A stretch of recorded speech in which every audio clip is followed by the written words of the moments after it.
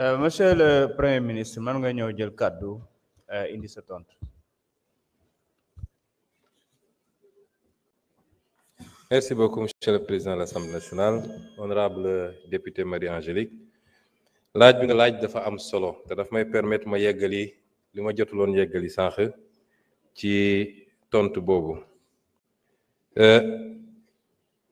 Da nga laaj question lan mooy priorité yi ma doon wax sànq fi ñu fekk réew mi ak li ñuy liggéey pour redresser ko d'abord ci cadre financement bi ba léegi ndax tudd naa ci yu bëri yoo xam ne maa ngi woon ci ressources naturelles yi. Sénégal daanaka li muy am ci ressource naturelle am du dara yàgg nañ ko wax fii ba saa ko waxee ñu jóg wax mais li ñu négocier ak ni ñu ko négocier te léeg-léeg da nga naan naka lañ ko négocier am na benn député boo xam ne defe naa ci ñu daw tey la bokk bi ma ñëw commission nag Marie-Angélique ndax su dee su ma ñëwee plénière ñu daw dama ragal su ma ñëwee commission liggéey du fa am waaye député boobu di jaay valeur lu nekk mu wax ko te moom 2017 moom moo signé woon benn ci session yi nga xam ne suñu gaz bi diggante Cosmos ak BP moom moo ko signé te deful les due diligence yi mu waroon def bokk nañu ci tay ñi nga xam ne ñoo tayle tey suñu pétrole suñu gaz suñu jógee taxaw naan dañuy wax mais Sénégal moo demee noonu te li ma wax nii yàgg nañ koo confronté waroon na ñëw fii ñu débat ci wala mun nañ ci débat feneen fudul foofu mais ressources naturelles niñ ko gérer ak niñ ko yàqee niñ ko signé ci ay anam yoo xam ne baaxul ci réew mi moo tax fi mu ne dañu war a nekk ci dabu ndax réew bu am li Sénégal am yépp bu dee gérer nañ ko niñ ko war a gérer damay faral di wax ni Afrique moo waroon doon parmi les bailleurs du monde gis nga réewu golfe bi tey dañoo bokk ci les bailleurs du monde est-ce que xam ngeen ni am na réew yoo xam ne amuñu bor wala dañuy obligé fabriquer leur dette pour des raisons strictement économiques mais omble nañu ndax lan parce que dañoo fexe ba am fulla gu doy ba li leen yàlla wërsëgale ñu téye ko mais Afrique rek ngay gis ñu ne am nga ressource naturelle xoolal lu mel ni phosphate bi te ñun amuñu ci dara ñu ngi koy exploiter fii phosphate bi day régler problème bi yu bëri y compris le problème de l'agriculture parce que ministre mi ngi wax naan di ngeen gis su ngeen musul gis ay bateau engrais yu jógee fële mais ñun waruñu woon andi bateau engrais fii suñu gérer woon ni ñu gérer suñu phosphate bi loolu bokk na ci piliers yoo xam ne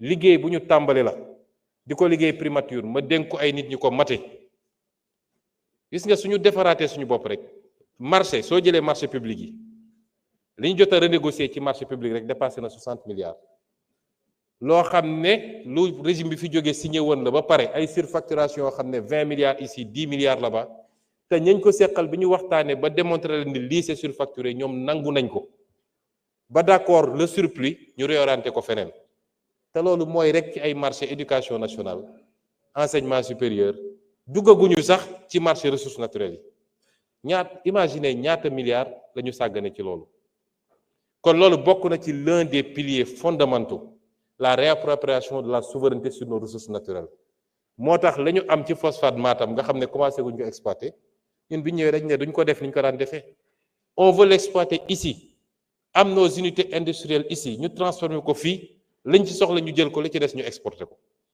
c'est ça notre modèle et c'est pourquoi il est totalement différent de ce que les gens faisaient. Maintenant on a un besoin de financement dañoo fekk réew mi situation boo xam ne bu doy waar la tey bu ñu amee accord ak lu mel ni FMI suñu besoin en financement peut-être ci année bi ñu nekk ni dina doon à peu près 1195 milliards mais day doon lu dégressif chaque année ñu wàññi ko tuuti peut-être ce sera 498 milliards l'année qui suit ainsi de suite en 2019 on sera à 155 milliards mooy li ñu war a yokk ci li ñu am bu ñu dajalee li ñu fortaatu yépp ngeen posé question bu am solo woote nañu barki démb sénégalais yu bëri uyu si am na ñu bëri ñu ne dañoo bëggoon a def waaye teelu ñoo yëg am na ñoo xam ne nee nañu ñoom problème mu éthique la ñu am parce que ñoom seen gëm-gëm permettre leen ñu jël ay obligations boo xam ne day générer ay intérêts loolu yépp ministère des finances mi ngi ciy liggéey ci li ñu war a def ci ay montage parce que am na sukuk mode de financement la boo xam ne lu xalaal la kenn amu ci problème naan est-ce que intérêt dugg ñu est-ce que riba ou pas nga mën koo adosser à des infrastructures yooyu tabax kon gëm naa ni sénégalais yi comprendre nañu enjeu yi te dinañ ci jàpp dinañu defaat yeneen yu ñuy monter parce que dama wax léegi souveraineté dafa am solo moom sa bopp mais day fekk nga mën ko te ci ñun la war a jóge loolu beneen pilier la boo xam ne bu am solo la buñ ci liggéey te di féliciter tous les sénégalais ci li ñu taxaw ne dañuy taxaw seen wetu état parce que ñoo ko moom su ñu defee effort sur 2 ans ñu def effort on stabilise les choses jël un nouveau départ daal di tirer les leçons des erreurs passées mooy yàkkamti ak bëgg lu fees bëtu nit ñi ba tax nga maquiller ay chiffres dem lépp loo xam ne yéegaloo ko nit ñi jaarul assemblée nationale di ko dugal ci ay comptes maquillés yooyu yëpp ñu tirer ci les enseignements te dem à notre rythme mën nañu def loo xam ne ci 10 ans Sénégal day doon li ñuy tuddee les dragons d'Asie noonu la ñuy tuddee Sénégal ci loolu la ñu nekk war nañu tudd aussi lu mel ni les ressources longues yàgg nañ koo tudd naka la ñuy réorganiser à travers la CDC à travers les différentes caisses ba mun a travailler sur l'épargne des Sénégalais parce que am na réew yoo xam ne le premier facteur d'investissement mi ngi jógee ci épargne bi moo tax soo déggee coow li am États-Unis toujours day am fu mu yem soo déggee ñu ne bourse bi yëngatu na rek président ba nu mu am doole day taxaw ndax l'épargne des Américains ci bourse ba la ne loolu mooy financer l'économie américaine en premier balaa leen di ñëw donc loolu ñu ngi ciy liggéey aussi nu ñuy fexee parce que épargne dafa baax diine sax da koo digle nit doo loo am lépp nga dundee ko tey ëllëg mbir mën na la bett mais épargne boobu su dee c'est d'épargne longue dina jox beneen possibilité pour réew mi. la monnaie yàgg naa wax ni c'est pas un tabou lu ñu war a waxtaan la suñu koppar gii méngoowul ak dëppoowul ak fi ñu war a jëm président junj na ko keroog réew doo ñëw rek daal di rajaxe yépp da nga koy teg ci temps teg ko ci yoon mais suñuy option ci monnaie bi mooy monnaie bi dina soppiku wala ñu jël suñu responsabilité ñun te am na àpp yu ñu àppal suñu bopp mais gëm naa ni ñiñ ko seqal dinañu dem dans la direction bi ñëpp bëgg parce que mënuñu continuer keroog en conseil des ministres le ministre de l'économie dafa présenter benn communication wone ni suñu économie alignée sur l'économie de l'Union européenne ñoom bu ñu sëqatee ñu sëqat bu ñu yéegee ñu yéeg bu ñu wàccee ñu wàcc la corrélation avec la monnaie n'est pas automatiquement faite mais quel est le seul facteur qui nous lie à cette zone-là mais c'est la monnaie moo tax il faut que ñu nangu poser débat yooyu avancer ci mais lu technique la lu sérieux la am na lu ñu teg loo xam ne ñu ngi ciy liggéey du fii laa koy développer yépp pour vous dire que tous les leviers ñu ngi ciy liggéey tous les leviers qui doivent nous amener à souverainiser notre financement nous donner le maximum d'indépendance parce que da ngay dégg ñu ne ñoom ñoo ne woon bor tekkiwul manque de souveraineté bor bu ñu la conditionné ba nga xam ne sañoo bañ bor boobu mooy manqué souveraineté mais bu dee yow yaa am sa latitude marché yi wóolu la ba soo wootee ñu wuy si la parce que la dette n'est que de la fiscalité différée en réalité nga teg ko ci temps teg ko ci anam boo xam ne dette bu soutenable la nga garder toute ta latitude ber bu bon mooy dañ la naan lii da nga koy signer foog nga def telle réforme sinon duñ la lebal kooku mooy bor bi nga xam ne day empiéter ci sa souveraineté kon loolu ay éléments yu important la ensuite ñun dañu war a en tant qu'Africain et en tant que Sénégalais dañoo nekk ci àdduna bi dafa les options stratégiques dañu nekk ci àdduna boo xam ne y a le choc des grandes puissances il y a ce qu'on appelle le piège de Thucydide mooy à chaque fois qu'une nouvelle puissance jóg beneen puissance bi fi newoon ni muy réagir par rapport ak puissance boobu études yi def mooy ci 16 cas yi ñu étudier dans l'histoire de l'humanité les 12 dafa mujjee ci guerre fi mu ne nii amagul te ñi ngi ñaan yàlla bu mu am waaye guerre économique déclenché na ñun les petits pays comme le Sénégal ban stratégie dañu war a am pour capter les dividendes de cette guerre économique qui se déclenche parce que am nañu toutes les options et tout le potentiel qu'il faut. L'Afrique doit être le prochain moteur de l'économie mondiale. Pendant ces 30 ans, ça a été la Chine. Gis nañu essoufflement. Afrique, suñu régler problème évidemment la stabilité dans les pays, la sécurité, l'instabilité politique, qu'il y ait un minimum de consensus entre nous. C'est pourquoi j'en appelle à l'opposition, parce que il n'y a pas matière à opposer. Fii amul luñ fi opposé fi ñu fekk réew mi def xayma bi ne Sénégalais lii moo fi nekk gisuma ku ci war a opposé mais da ngay gis koo xam ne sax même su ciy wax sax oui li fi xew c'est grave etc. mais ñoom waruñu woon.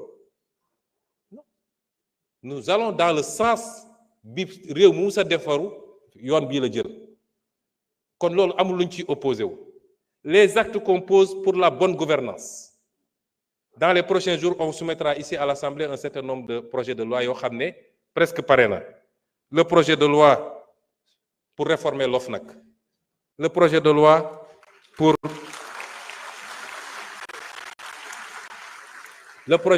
les lanceurs d'alerte. Le projet de loi pour l'accès à l'information. Parce que citoyen bu nekk war na mun a am accès à l'information. Qu'est-ce que le Premier ministre fait? Qu'est-ce que tel ministre fait? Qu'est-ce que tel directeur général fait? Le projet de loi pour la déclaration de patrimoine ñu généraliser ko ba képp ku yor responsabilité publique ñu xam lan nga yor. Mais loolu est-ce que am na matière à opposition? Les options yu ñu jël stratégiquement pour jëlaat suñu souveraineté économique est-ce que am na matière à opposition? Kon ñu bàyyi fi loolu yépp bëgg a entraîner le pays dans des débats de personnes. À une certaine opposition, je dis que la haine ne peut pas être un moteur politique. Surtout la haine dirigée contre une personne qui vous a rien fait. Je les rassure. C'est pas les attaques crypto-personnelles. maa ngi sant yàlla, je suis politiquement indestructible. ma wax leen ko léegi. Parce que li ma ne yàllaa ko def saa yu ko soobee moom moo ko fiy dindi mais du nit. Du nit. ku fiy wax di tëb bu ñu génnoon léegi taxaw ci ne bedd bi ku ñëw romb la ku ñëw taxaw nuyoo man maa ngi ciy sant yàlla mais ñun réew mi moo ñu soxal moo tax si on a une opposition républicaine elle n'a qu'à s'opposer de manière républicaine nañu ñëw wax ci mbay mi nañu wax ci càmm gi nañu wax ci ressources naturelles yi nañu wax ci les programmes et les objectifs sur ce terrain nous sommes ouverts au dialogue. Nous sommes ouverts au débat contradictoire comme je le fais ici à l'Assemblée. Mais ñu bëgg a bàyyi foofu yépp entraîner le pays vers des dérives verbales, vers des règlements de compte personnels, les dossiers judiciaires. Amul kenn koo xam ne dañ laa togal parce que non dem nañu ba ne pourquoi dans une campagne électorale il a dit. Mais la justice ne fonctionne pas par rapport à ça. Un juge, on lui amène un dossier avec des faits, avec des preuves. Kan moo ci waxoon, kan moo ci waxuloon, c'est pas important. Est-ce que li mu yor dossier la wala du dossier? Li ci des, c'est le débat public, le débat politique. Le débat politique, il est ce qu'il est. Li ci des, pour compléter toujours, madame, mooy ci contexte bi, j'ai parlé tout à l'heure du piège de Thucydide ak fi réew mi fi àdduna bi tollu. Un nouveau pouvoir est arrivé dans l'une des grandes puissances nee na dafa bëgg a mettre un terme à la globalisation daal di teg ay taxam teg yeneen pays ñoom it réagir ñu nekk ci contexte boo xam ne les gens vont être poussés vers le repli mais ça c'est une chance pour des continents comme les nôtres parce que li waroon dem feneen mën na ñëw fii mais dafa am ñu koy organiser. Nous ne sommes pas pour le moment un problème de compétitivité de notre économie. C'est pourquoi l'une de nos priorités, mooy l'énergie. Je l'ai dit ici, je le répète. Réew munoo industrialiser wu, munoo développer une économie tant que tu as une énergie qui coûte ce qu'elle coûte au Sénégal, c'est-à-dire plus de 100 francs le kilowattheure. Suñu plus grand pari et suñu plus grand défi dans les 5 ans, mooy ramener le prix du kilowattheure maximum à 60 francs. Le ministre de l'Énergie vous l'a dit l'autre jour. Et c'est pourquoi nous avons dit suñu gaz bi mënuñu ko bàyyi mu génn noonu gaz bi suñu priorité mooy luñ ci mën a andi mettre toutes nos centrales au gaz faire de nouvelles centrales au gaz. Je vous ai dit à l'origine 2050 on a un objectif de 10 000 kWh 10 000 mégawatts. On a produit 1800 aujourd'hui. Imaginez le gap. Le solaire ne pourra pas tout combler. moo tax ñu ne suñu oléoduc bi suñu gazoduc bi war a andi gaz bi fii mooy suñu priorité. L'énergie est une question de sécurité nationale même. Et c'est pourquoi, en dehors de l'aspect économique, il y a l'aspect domestique. Parce que dans le budget des ménages, l'énergie coûte très cher. Moi, j'ai dit que Central West Africa Energy. Quand je suis arrivé, j'ai dit au président, je prends en main ce dossier. Parce que nous avons un secteur aussi stratégique, c'est des investissements privés. Ce n'est pas des investissements privés. Parce que, c'est un secteur dont relève la sécurité nationale. Deux, le Premier ministre. Je conclue 1 minute. Parce que vous m'avez pris des minutes tout à l'heure. Hein? Voilà. Deuxièmement, c'est un secteur, dans ces projets-là, c'est fait sous le couvert du contenu local. Moi, j'ai un avantage. L'État garantit la totalité de la production à travers la Sénélec. Et pour cela, l'État a donné sa garantie souveraine. Tu as 280 milliards d'investissements, l'État a donné sa garantie souveraine. Si la Sénélec faillit, c'est l'État qui paye. Et on me dit que c'est un projet strictement privé. Et c'est pourquoi on a pris en main ce dossier et nous sommes en train de faire ce que nous devons faire avec le bailleur, avec la société qui construit le truc. J'ai reçu tout le monde, on a discuté et on va sauver ce projet, on va sauver tous les autres projets. C'est une nécessité. Merci. Les denrées de première nécessité, c'est une autre de nos priorités. Merci. Malheureusement, on me dit que le temps est arrivé à terme, mais je voulais vous dire simplement que c'est avec beaucoup de plaisir que le gouvernement, tout le gouvernement se représentera ici